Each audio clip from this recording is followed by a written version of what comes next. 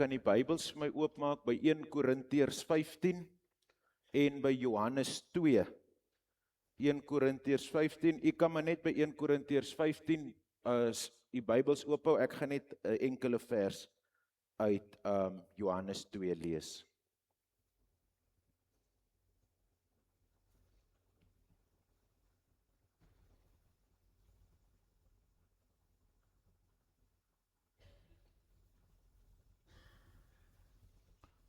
Met ons Bybel so voor ons oop, kom ons sluit net die oë. Here, vir die voorreg wat ons het om nou u woord te mag lees, eer en dank ons u. Dankie vir die gawe van die woord. En dankie Here dat u ook deur hierdie woord ons kom ontmoet. Kom sluit hierdie woord vanmôre vir ons oop, Here, sodat ons u hart in die woord kan sien, sodat ons u wil en u plan en ook u in u woord kan sien. Dankie Here dat ons hierdie woord mag lees en dankie dat ons vra dat u Heilige Gees na prediker op hierdie woord sal wees in hierdie oggend. Ons bid dit in Jesus se naam. Amen. Ek wil net aansluit by dit wat ons donderdag aand saam gedeel het. Kom ek lees maar die hele gedeelte. Die Paasfees van die Jode was naby en Jesus het daarvoor Jerusalem toe gegaan. Op die tempelplein het hy die verkopers van beeste, skape en duwe gekry en die geldwisselaars wat daar sit.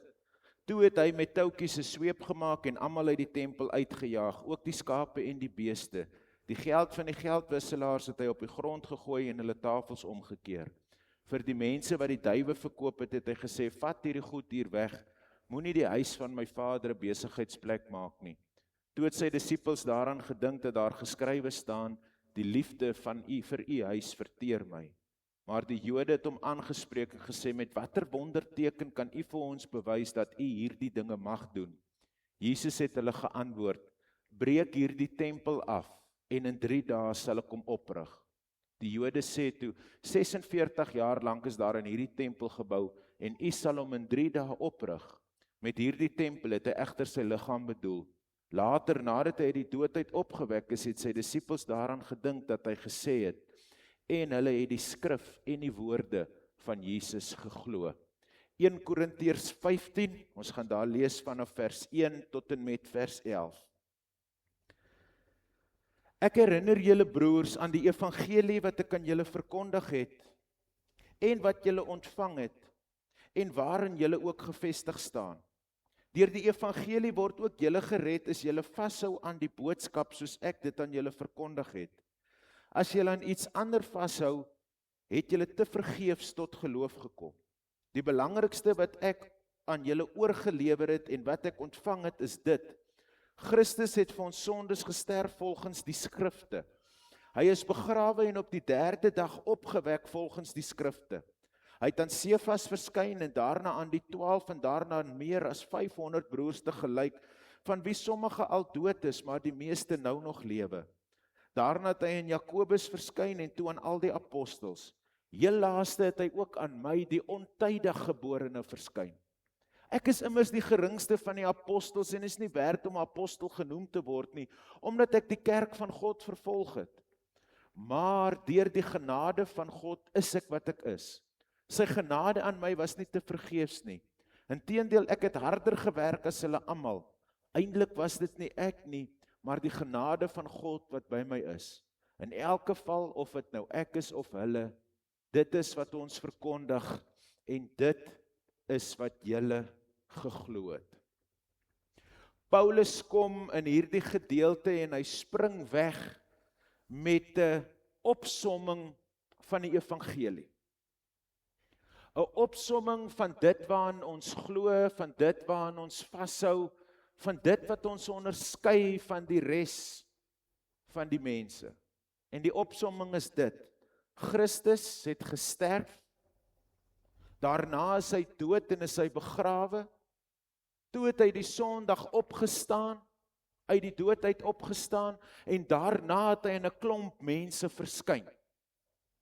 Selfs aan Paulus het hy verskyn op die Damaskuspad, toe Paulus op pad was om die kerk van die Here Jesus te vervolg, en hy, amper sê ek 4-voetig, vasgeskop het, toe hy in die Here vasloop, en die Here Jesus hom vra, Paulus, hoekom vervolg jy my?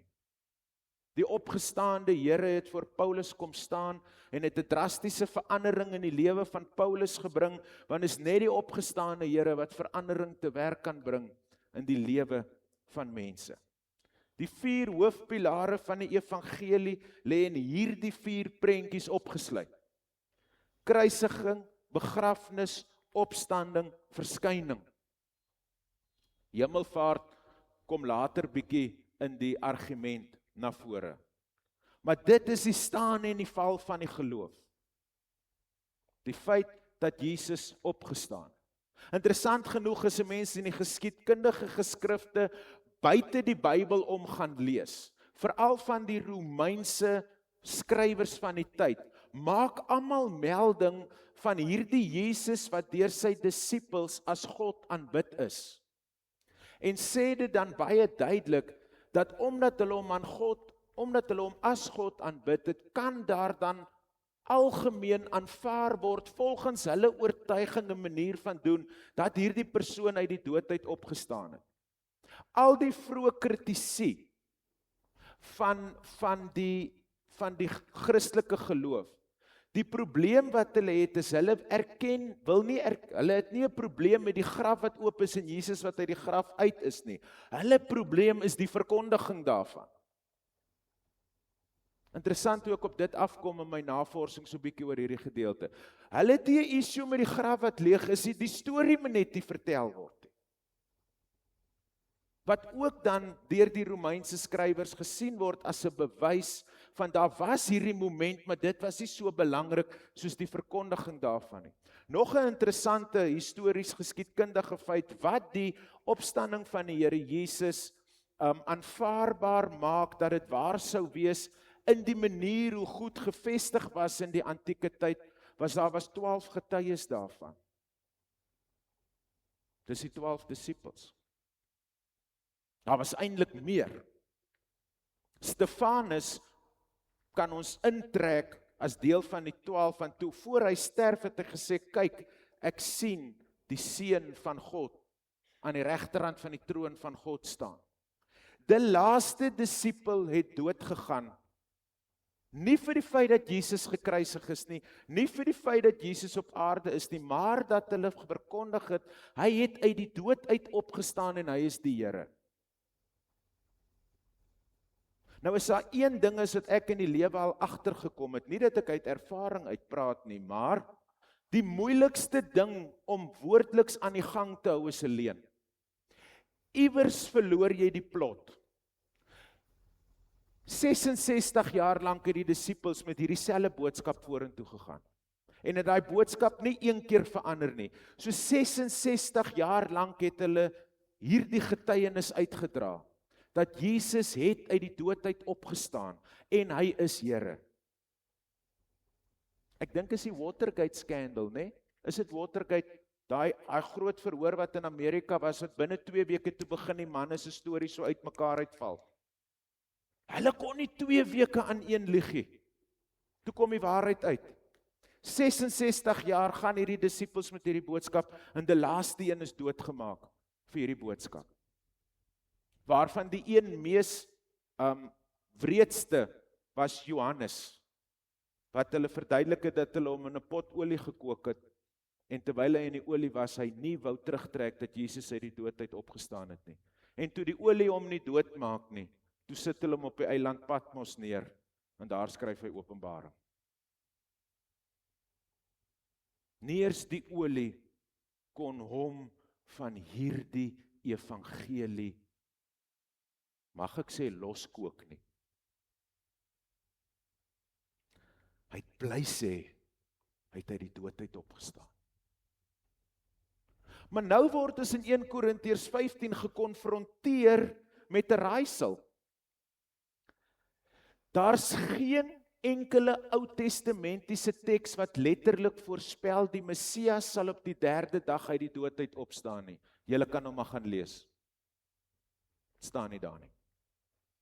Paulus verwys eerder na 'n herhaalde patroon, 'n tipologie in die Ou Testament, 'n tipe of 'n skaduwee wat God se handeling vooruitwys.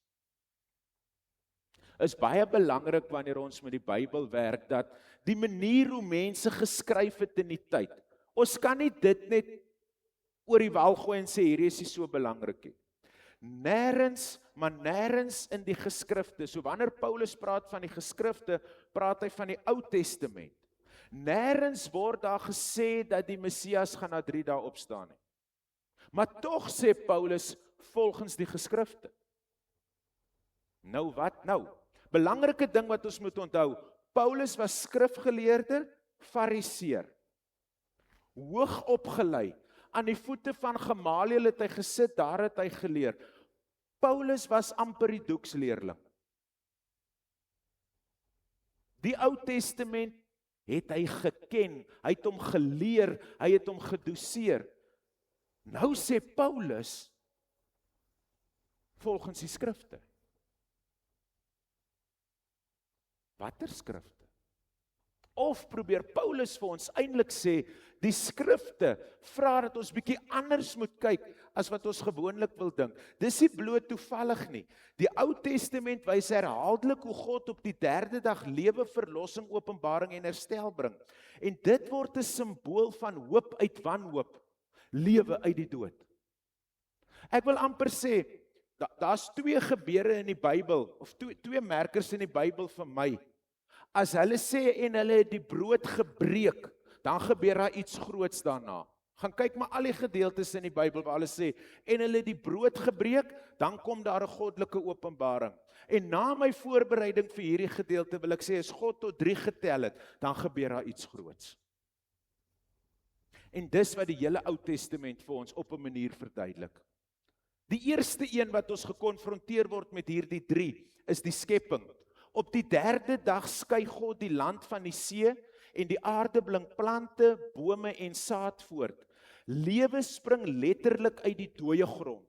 Dit lê die fondament vir die patroon. God bring lewe waar daar geen lewe was nie.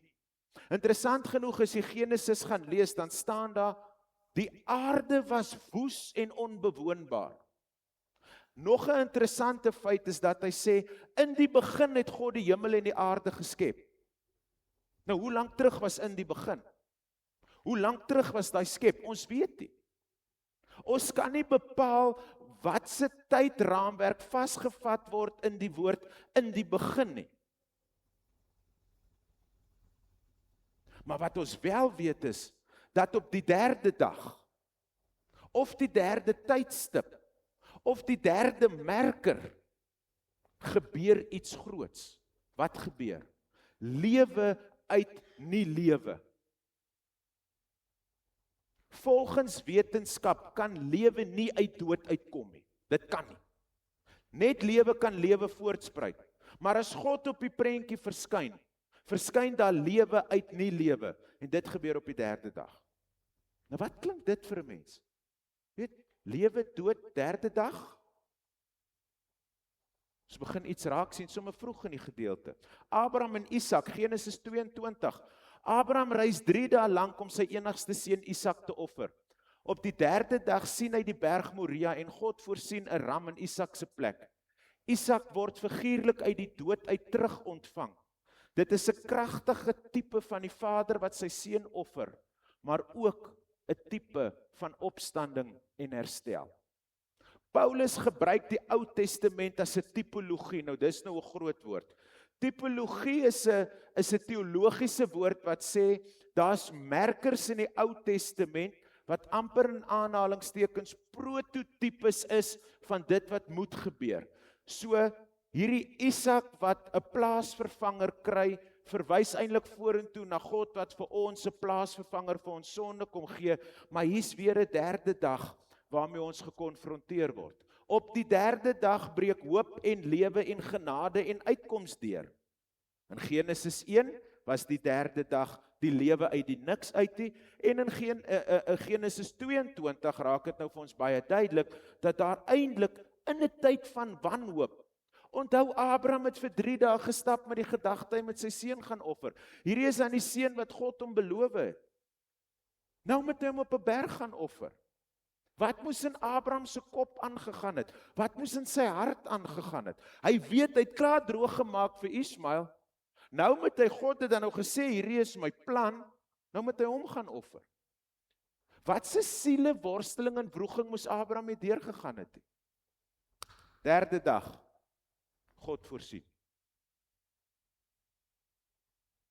Uit die wanhoop uit, op die derde dag, breek 'n stuk hoop en lig en uitkoms in Abraham se lewe deur. Die berg Sinai, Exodus 19 vers 11 en 16, God sê aan Moses, wees gereed vir die derde dag, want op die derde dag sal die Here afdaal na die berg Sinai. Dit was die dag van goddelike openbaring en die gee van die wet, 'n beslissende ontmoeting tussen God en sy volk. Julle, hierdie goed staan nie toevallig in die Bybel geskryf nie. Paulus het hierdie tekste geken, en Paulus het geweet wat hierdie derde beteken. Gaan doen maar die navorsing, dit is so.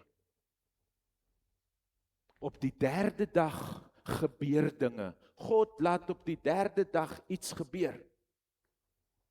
Onthou, elkeen van hierdie is waar God aan die stuur van die sake is. Met die ritme van die 3. Jona. En die Here het 'n groot vis gereed gemaak om Jona in te sluk. En Jona was 3 dae en 3 nagte in die maag van die vis. Jesus self verwys hierna as 'n teken. Jona se dood, in aanhalingstekens, en verlossing uit die vis, is 'n tipe van Christus se begrafnis en opstanding. Interessant genoeg, as jy in die Hebreëus die Jona verhaal gaan lees, dan sê hy, soos wat hy afsak in die water, begin die seewier hom toedraai. Dit staan in die Hebreëus. Hy word eintlik gemammify deur die seewier. Die seewier omvou hom soos doeke 'n dooie toebind. Want hulle het in die Bybelse tyd, hulle het gestorwenes toegedraai met doeke. So die seewier is besig om Jona te draai, is besig om Jona te verstrengel, is besig om Jona toe te vou, om juist die hooploosheid van Jona te illustreer. En die woorde af, is die hele Jona boek vol, om te sê al hoe verder van God af. En die verste wat hy weg kon wees, is nie onder op die bodem van die see nie, maar binne in die maag van 'n vis, binne in die see. Verder is dit, kan jy regtig nie van die Here af nie. En op die derde dag gaan die Here en hy gaan haal vir Jona uit die vis se maag uit. Want op die derde dag gebeur goddelike ingryping, want God bly in beheer van hierdie situasie. Jammer. Hosea 6 vers 1 tot 2. Kom, laat ons terugkeer na die Here. Na 2 dae sal hy ons laat herleef, en op die derde dag sal hy ons oprig, dat ons voor sy aangesig kan lewe. Hosea praat primêr van Israel se herstel na oordeel, maar die taal van herleef en oprig, opwek, word in die Nuwe Testament verbind met Christus se opstanding. Dis een van die naaste Ou Testamentiese tekste aan hierdie formulering van Paulus in 1 Korintiërs 15, wat sê, volgens die skrifte gaan daar iets gebeur. Eintlik sê Paulus, volgens die ritme wat ons ken, volgens die manier wat ons weet, op die derde dag is God in beheer, is gebeur dinge. Die derde dag is die dag van God se ingryping, van dood na lewe, van gevaar na redding, van duister na lig. Paulus sê dus dat Jesus se opstanding die klimaks en die vervulling van hierdie patroon van 3 is. Dis nie net een bewysteks nie, maar die hele Ou Testament wys na Christus wat uit die dood uit opstaan.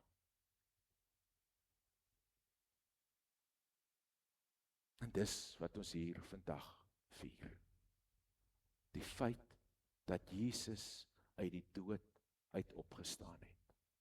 Wanneer ons die Ou Testament lees, ek het dit al so baie vir julle gesê, maar kan ek dit maar weer sê, moet ons vingers of pile sien wat wys na die kruis van Jesus toe. Wanneer ons die Nuwe Testament lees, dan sien ons vingers en pile wat terugwys na die kruis van Jesus toe. Hier by die kruis staan en val ons geloof. Maar nie by die kruis met 'n verlosser aan nie, by 'n leë kruis. Want hy is nie meer aan die kruis. En is my die wonderlikste, hulle weet nie waar hy begrawe is nie. Daar's maar bespiegelinge. Maar hoekom wil ek weet waar Jesus begrawe was? Hy is nie meer daar nie. So hoekom wil ek nou obsessief wees oor waar is Jesus dan nou begrawe? Vandag se debatte is nou daar, maar was Jesus dan nou regtig 3 dae in die graf? Want as dit regtig 3 dae moet wees, dan maak die somme nie sin nie. Maar weer, ons verstaan nie hoe die Jode tyd bepaal het nie. Ek het in die week 'n lang stuk vir u uitgestuur. Ek gaan nie nou daai weer herhaal nie. Ek het solank al voorbereiding gedoen vir vandag. Gaan lees dit maar gerus. Dit sit goed vir ons baie mooi in perspektief. Maar die vraag bly, nie wanneer het Jesus uit die dood uit opgestaan of hoe of waar wat nie. Het hierdie Jesus al jou uit die dood uit laat opstaan? Dis die vraag waarmee ons gekonfronteer moet word. Johannes Calvin se woorde oor die 3de dag. Hy sê die 3de dag, hy sien die 3de dag as 'n goddelike patroon van herlewing en hoop.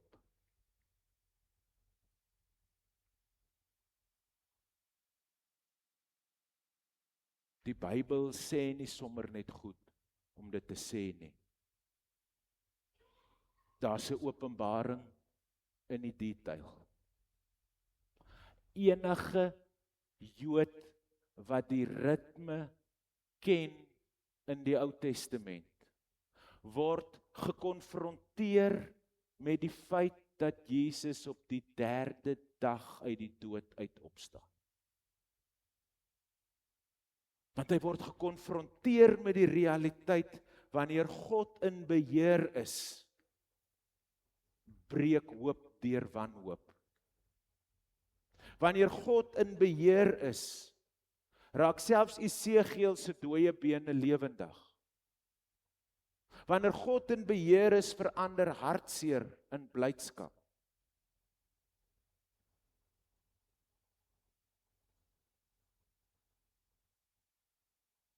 Jesus kon 2 weke ook in die graf gewees het, maak nie saak nie, die feit bly staan, hy het opgestaan.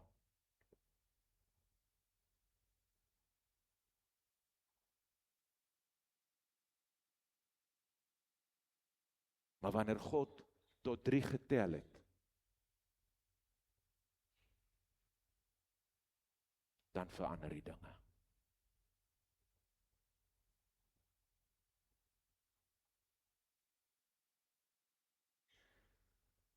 Want die 3de dag sê, maar God.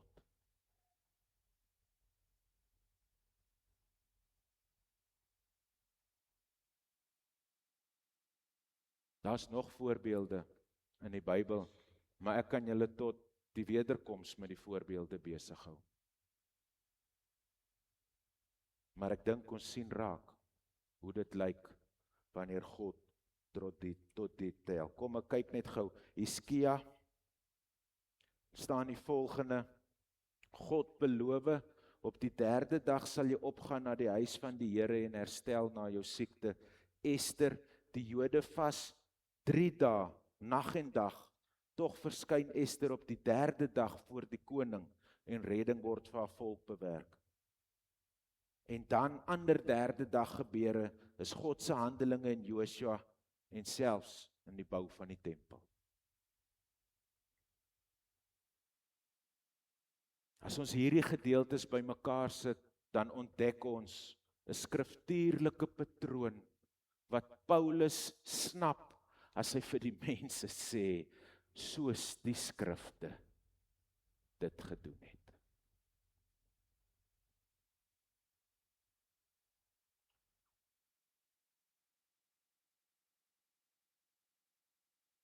En dan sê Paulus, daai 3de dag het gemaak dat ek die geringste, ek die vervolger, elders verwys hy hom na self as die misgeboorte, dat ek 'n dienaar van die Here kan raak.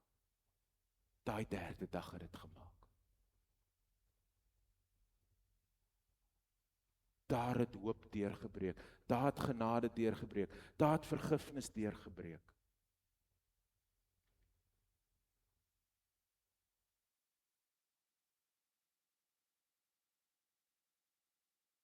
Want is net die opgestane Here wat daai verandering kan bring. En daarom, wat is my as gelowige se opdrag hiermee? Baie eenvoudig. Sterf in jouself en laat Christus toe om jou saam met hom te laat opstaan. Ons kersies brand. Hy leef.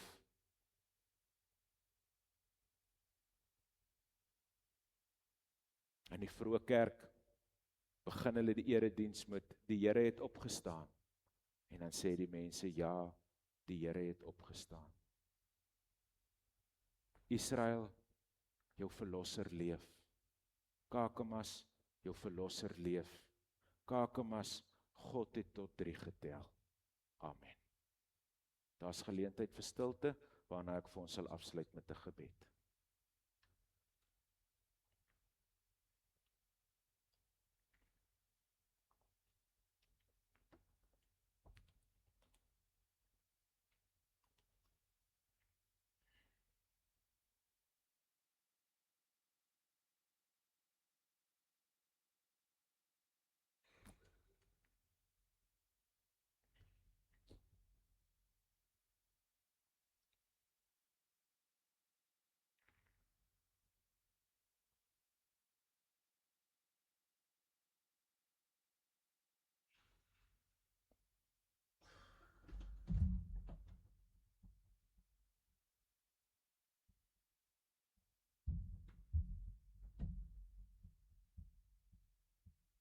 Here, dankie vir 3. En dankie dat die derde dag transformerend in ons lewe werk. Dankie vir u opstanding, dankie vir u oorwinning, en dankie dat ons daarin kan voortleef. Ons eer u, omdat u so genadig vir ons is. Amen. As u meer oor hierdie derde dag gebeure en ritme wil weet, kan u vir Chad Bird gaan opsoek. Hy is 'n Ou Testamentikus wat in Israel die Ou Testament gaan leer het. Hy het by die priesters dit gaan leer en nou is hy besig om vanuit die Ou Testament uit vir die mense te wys hoe Christus vervulling bring in alles waaroor die Ou Testament praat. Hierdie is 'n gedagte wat hy geplant het en toe het ek bietjie saam met hom navorsing hieroor gedoen. Maar gaan kyk gerus bietjie daarna. Chad Bird, dis nie moeilik om dit te vergeet nie. So u kan met enige tyd sy goed bietjie loop nalees.